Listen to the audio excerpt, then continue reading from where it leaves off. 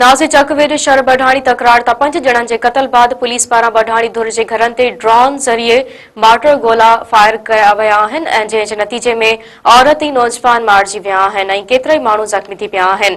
इन हवाले सां वधीक अपडेट वठूं था निसार जागीरानी खां। निसार, छा वधीक इन हवाले सां अपडेट आहे?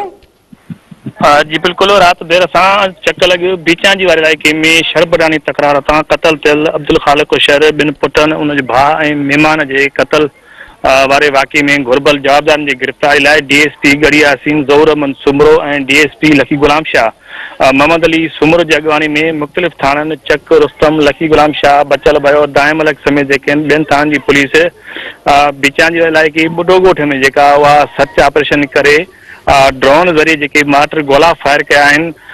मार्टर गोलनि जे करे जेको आहे हिकु नौजवान आहे जवाद पुट इरशाद बढाणी जेको मारिजी वियो आहे ऐं हिकु औरत लाली ख़ातून बढाणी जे जेके मारिजी वञण जा इतला आहिनि जिन जी ॻोठाणनि तरफ़ां तस्दीक पिणु कई वई आहे।